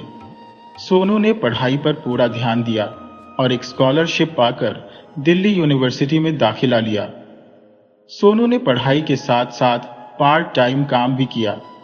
उन्होंने एक आईटी कंपनी में इंटर्नशिप की और धीरे धीरे अपने हुनर को निखारा। आज सोनू एक मल्टीनेशनल कंपनी में काम कर रहे हैं और अपने माता पिता को एक बेहतर जिंदगी दे रहे हैं। गरीबी से अमीरी तक का सफर हमेशा आसान नहीं होता। ये एक लंबा और कठिन रास्ता है, जिसमें असफलताएं, निराशा और सब्र की परीक्षा होती है। लेकिन जो लोग इस सफर को बिना रुके तय करते हैं, उनके लिए सफलता के दरवाजे खुल जाते हैं। कहानी है सीमा की, जो दिल्ली की झुग्गी बस्ती में रहती थी। उनके पिता मजदूर थे और उनके घर में खाना भी मुश्किल से बनता था। सीमा ने कपड़े सिलाई का काम शुरू किया और अपने छोटे भाई बहनों को पढ़ाने में मदद की। कुछ सालों बाद सीमा ने एक छोटा सा बुटीक खोला। उन्होंने नए डिजाइन बनाए और अपने ग्राहकों को अच्छी सेवा दी। आज सीमा का बुटीक दिल्ली के पॉश इलाकों में मशहूर है। वह न केवल अपनी बस्ती के लोगों को रोजगार देती है, बल्कि अपने गांव में भी स्कूल खोलने का सपना देख रही है। दिल्ली जैसे शहर में गरीबी से अमीरी तक का सफर केवल एक व्यक्ति की कामयाबी की कहानी नहीं है, बल्कि ये समाज के बदलाव की शुरुआत भी है। जो लोग इस सफर को तय करते हैं, वे न केवल अपनी जिंदगी बदलते हैं, बल्कि दूसरों के लिए एक मिसाल बनते हैं। उनकी सफलता ये संदेश देती है कि पापी पेट की भूख इंसान को बड़ा सपना देखने और उसे पूरा करने की ताकत देती है। जब पापी पेट की आग बुझ जाती है और गरीबी से अमीरी तक का सफर पूरा हो जाता है, तब कुछ लोग अपने जीवन को दूसरों की भलाई में लगा देते हैं। दिल्ली में ऐसे कई उदाहरण हैं जहां संघर्ष से उभरे लोग अपनी सफलता को समाज की सेवा में बदल देते हैं। यह सफर केवल अपनी भलाई तक सीमित नहीं रहता, बल्कि समाज के सबसे कमजोर लोगों को ऊपर उठाने की दिशा में एक कदम बन जाता है। दिल्ली में कई ऐसे कामयाब बिजनेसमैन हैं जिन्होंने गरीबी का जीवन जिया और अब वे अपने जैसे लोगों को सहारा देने के लिए काम कर रहे हैं। रोहिणी के रहने वाले राजीव जिन्होंने एक छोटी चाय की दुकान से शुरुआत की और अब एक कामयाब रेस्टोरेंट चेन के मालिक हैं, ने अपने कर्मचारियों के बच्चों के लिए एक स्कूल खोला। राजीव कहते हैं, मैंने गरीबी को बहुत करीब से देखा है। मुझे पता है कि शिक्षा का क्या महत्व है। इसलिए मैं चाहता हूं कि मेरे कर्मचारियों के बच्चे उस जिंदगी से बाहर निकले जिसमें मैंने अपना बचपन बिताया। दिल्ली का जीवन तेज है, लेकिन इसमें उन लोगों के लिए जगह है जो दूसरों के लिए अवसर पैदा करना चाहते हैं। शिक्षा, कौशल विकास और रोजगार जैसे क्षेत्रों में सफल लोग नई पीढ़ी को मजबूत बनाने में लगे हैं। संगीता, जिन्होंने झुग्गी बस्ती से निकलकर दिल्ली यूनिवर्सिटी में पढ़ाई की और एक बड़ी कंपनी की सीईओ बनी, अब एक एनजीओ चलाती है। ये एनजीओ झुग्गी बस्तियों के बच्चों को शिक्षा और रोजगार के लिए तैयार करता है। संगीता का कहना है, सपने देखना आसान है, लेकिन उन्हें पूरा करने के लिए सही दिशा और मौका मिलना जरूरी है। मैं चाहती हूँ कि जिन बच्चों ने कभी उम्मीद छोड़ दी थी, वे दोबारा सपने देखने लगे। दिल्ली की सफलता की कहानियों में महिलाओं का योगदान बहुत जरूरी रहा है। जो महिलाएं कभी समाज की रुकावटों के कारण पीछे थी, वे अब समाज को आगे ले जाने में मदद कर रही है। माया, जो कभी घरों में काम करके अपने बच्चों का पेट पालती थी, अब दिल्ली के बाहरी इलाकों में महिलाओं को सिलाई और बुनाई सिखाती है। उन्होंने एक सहकारी समिति बनाई है जहां महिलाएं छोटे छोटे उत्पाद बनाकर अपनी कमाई बढ़ा रही है। माया कहती है, ये केवल पैसे कमाने की बात नहीं है, ये आत्मसम्मान की बात है। जब एक महिला आत्मनिर्भर होती है तो पूरा परिवार बदल जाता है। सिर्फ अपनी सफलता से संतुष्ट न होकर दिल्ली के कई लोग सामूहिक बदलाव की ओर ध्यान दे रहे हैं। उनकी कहानियां दिखाती है कि पापी पेट की आग केवल पेट भरने तक सीमित नहीं है। ये एक ऐसी ज्वाला बन सकती है जो समाज के अंधेरे को मिटा दे। जामिया नगर के निवासी अनीश ने अपनी एक पुरानी फैक्ट्री को फूड बैंक में बदल दिया। यह फूड बैंक हर रोज 1000 से ज्यादा गरीबों को खाना खिलाता है। अनीश कहते हैं, जब मैं गरीब था तो मुझे एक वक्त का खाना मिलना भी मुश्किल था। अब मेरी यह जिम्मेदारी है कि कोई और भूखा न रहे। दिल्ली की इन कहानियों का सबसे बड़ा सबक यह है कि जो लोग अपनी मेहनत से ऊपर उठते हैं, वे समाज के लिए उम्मीद की किरण बन जाते हैं। उनकी सफलता केवल उनकी निजी उपलब्धि नहीं होती, बल्कि यह उन हजारों लोगों के लिए प्रेरणा होती है जो अभी भी संघर्ष कर रहे हैं। पापी पेट की यह यात्रा गरीबी से शुरू होती है और सफलता के माध्यम से समाज सेवा में बदल जाती है। यह दिल्ली की आत्मा को दर्शाती है, संघर्ष, सहनशीलता और दूसरों के लिए कुछ करने की भावना। दिल्ली की सड़कों पर संघर्ष, सपनों और सफलता की कहानियों के बीच पापी पेट का यह सफर केवल भूख मिटाने तक सीमित नहीं है। यह जीवन जीने की गहराई, धैर्य और जीने की चाह को समझने की एक यात्रा है। हर मोड़ पर यह कहानी हमें कुछ सिखाती है। संघर्ष से भागने के बजाय उसका सामना करना, अपने सपनों को सच करने की जिद और दूसरों की मदद से समाज को बेहतर बनाने का संकल्प। दिल्ली, जो संघर्षों का दूसरा नाम है, सिखाती है कि मेहनत ही सफलता की पूंजी है। चाहे वह सड़क पर काम करने वाला मजदूर हो, फुटपाथ पर चाय बेचने वाला दुकानदार हो या किसी मल्टीनेशनल कंपनी में काम करने वाला पेशेवर, हर किसी ने अपनी मेहनत से ही पापी पेट की आग को बुझाया है। पेट की भूख इंसान को काम करने पर मजबूर करती है, लेकिन सपनों की भूख उसे कुछ बड़ा करने के लिए प्रेरित करती है। यह बात न केवल दिल्ली की, बल्कि हर संघर्षरत व्यक्ति की कहानी को बताती है। पापी पेट की आग का सामना करना आसान नहीं है। ये समय, सब्र और लगातार कोशिश मांगती है। हर व्यक्ति की सफलता की कहानी यह सिखाती है कि कोई भी सपना एक दिन में पूरा नहीं होता। विवेक, जो कभी झुग्गी बस्ती में रहता था और अब एक सफल व्यापारी है, कहते हैं, मैंने अपने जीवन में कई बार असफलताएं देखी, लेकिन मैंने हार नहीं मानी।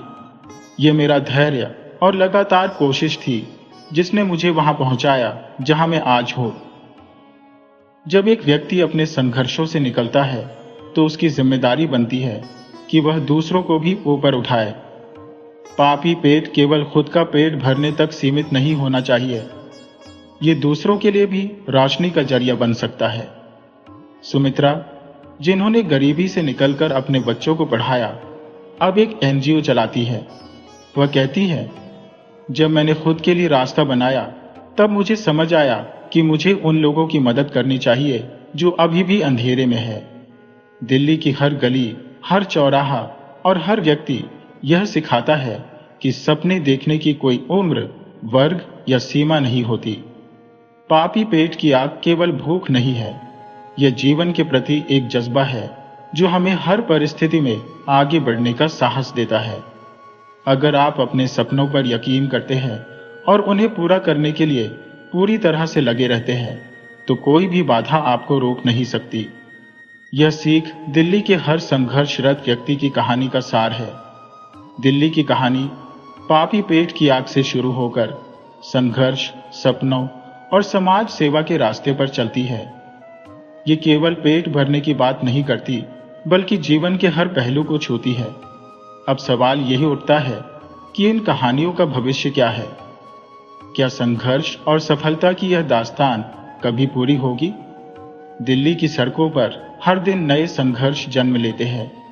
तकनीकी युग में जहां एक ओर अवसर बढ़े हैं, वहीं दूसरी ओर प्रतियोगिता भी बहुत ज्यादा है।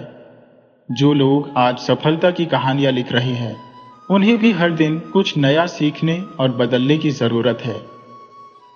डिजिटल क्रांति और पापी पेट आज के दौर में डिजिटल शिक्षा, ऑनलाइन शॉपिंग और ऑनलाइन सेवाओं ने पापी पेट के लिए नए रास्ते खोले हैं। रिक्शा चालक अब मोबाइल ऐप्स के जरिए ज्यादा कमाई कर रहे हैं। छोटे दुकानदार अपने उत्पाद ऑनलाइन बेच रहे हैं। बेरोजगार युवा डिजिटल हुनर सीखकर अपने लिए नए अवसर बना रहे हैं। यह एक नया सूरज है जो दिखाता है कि संघर्ष का रूप ही बदल जाए, लेकिन उसका समाधान भी विकसित होता रहेगा। दिल्ली की नई पीढ़ी अब केवल खुद के लिए नहीं, बल्कि समाज के लिए भी बड़े सपने देख रही है। झुग्गी झोपड़ी के बच्चे आज डॉक्टर, इंजीनियर और बिजनेसमैन बनने का सपना देख रहे हैं। युवा एनजीओ और सामाजिक पहल के जरिए उन लोगों की मदद कर रहे हैं जो अभी भी अंधेरे में है। महिलाएं जो कभी केवल घरों तक सीमित थी, अब समाज और परिवार दोनों को आगे बढ़ा रही है। युवा पीढ़ी यह समझ चुकी है कि पापी पेट की लड़ाई केवल व्यक्तिगत नहीं, बल्कि सामूहिक प्रयास है। हर संघर्ष के पीछे एक प्रेरणा छिपी है। जैसे किशन ने एक फैक्ट्री में मजदूर की नौकरी से शुरुआत की और अब उनकी खुद की एक मैन्युफैक्चरिंग यूनिट है। मीना ने घर घर जाकर सिलाई का काम किया और आज उनके नाम से एक फैशन ब्रांड है। अभिषेक, जिन्होंने रात भर डिलीवरी बॉय का काम किया, अब एक टेक्नोलॉजी स्टार्टअप के मालिक है। ये कहानियां हमें यह सिखाती है कि पापी पेट केवल पेट भरने की नहीं, बल्कि खुद को साबित करने की भूख भी है। दिल्ली के संघर्षों और सफलताओं की यह कहानी एक गहरी सीख देती है। संघर्ष अनिवार्य है। जीवन में कोई भी सफर बिना कठिनाइयों के पूरा नहीं होता। सपने जरूरी है, कठिनाइयां केवल एक पड़ाव है, सपना ही असली मंजिल है। साझा प्रयास का महत्व। जब तक हम सब एक दूसरे की मदद नहीं करेंगे, पापी पेट की आग शांत नहीं होगी। ये कहानी यही खत्म नहीं होती। पापी पेट की यह यात्रा लगातार जारी है। हर नया दिन, हर नया संघर्ष और हर नई सफलता इस कहानी में एक नया अध्याय जोड़ती है। दिल्ली और पूरे देश के लिए यह कहानी एक प्रेरणा है कि कोई भी स्थिति हमेशा के लिए नहीं रहती। मेहनत, हौसला और दूसरों की भलाई की भावना से हर बाधा पार की जा सकती है। पापी पेट की आग हमें सिखाती है कि संघर्ष ही जीवन है, लेकिन यह संघर्ष हमें बेहतर इंसान बनने का मौका भी देता है। ये कहानी केवल एक शहर की नहीं, बल्कि हर उस इंसान की है जो अपने सपनों के लिए लड़ रहा है। ये कहानी उम्मीदों का वह सूरज है जो हर अंधेरे में उजाला लाता है। संघर्ष से सफलता और सफलता से समाज सेवा, यही पापी पेट की असली कहानी है। पापी पेट की यह कहानी संघर्ष और सफलता की गाथा तो है ही, साथ ही यह हमें समाज की जिम्मेदारी और मिलकर काम करने की जरूरत भी सिखाती है। जब किसी के पेट की भूख को मिटाने का संघर्ष खत्म होता है, तो यह जीवन में और आगे बढ़ने के लिए एक नया अवसर लेकर आता है। इस मोड़ पर हम देखेंगे कि कैसे व्यक्तिगत संघर्ष और सामाजिक बदलाव